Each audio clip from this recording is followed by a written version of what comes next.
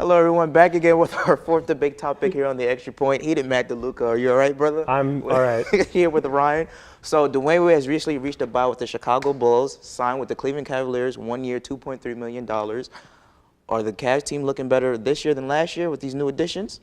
I think they're right around the same, Worlds. And you lose a guy like Kyrie Irving, and I think we undersell the value of what he brought to that team. And the ability for him to take the ball and initiate the offense without LeBron having to do it is vital. And what they got in return sort of balances out even. You get Isaiah Thomas, who's not going to play until probably January. Jay Crowder, who underperforms in the playoffs and doesn't shoot the ball too well. Derrick Rose, who has the age. Suspect knees. His suspect knees and is aging faster than his body. And on top of that, you get Wade, who is like 90 years old. And they get the Cavs every year find a way to get older. And I think Ryan will agree with me the fact that this team finds a way, instead of getting younger and better, they're getting older and better. So by trading a younger Kyrie Irving, you're getting an older Isaiah Thomas who's not as good and who's hurt. So I think that it balances out just because of the sheer amount of players and talent that they built, Worlds, but it doesn't make them better. And it doesn't make them better than Boston either. Matt, I don't agree with you a lot. You know this. But we're both on the same page here. The Cavaliers, they're going to make the Eastern Conference Finals this year because the rest of the East is awful. They had one good offseason acquisition this year, and it was Jay Crowder. It wasn't Wade. He's old. He's washed up. He's not going to be as good as people think he will be. They got Derrick Rose. He hasn't played at least 66 games in a year since 2010.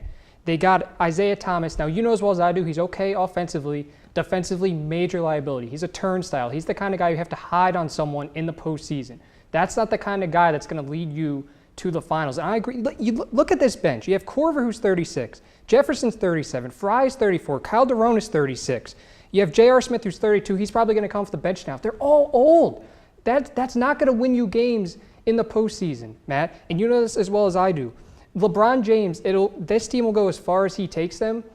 They might be as good as they were last year, but they're not going to compete with Boston. Boston is far and away ahead of them. And Worlds, I think the point, I'm going to make a separate point here with Dwyane Wade. And they bring in Wade, they bring in Thomas, and they bring in Rose. And I see a lot of egos. And we already saw egos not gel together between Irving and James.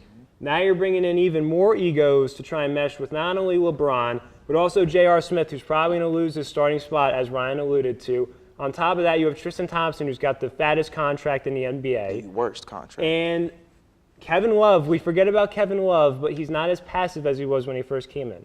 And there's just too many personalities on that team for me to sit there and be comfortable saying that they're going to be able to figure it all out and play together. Because there's going to be those butting of heads.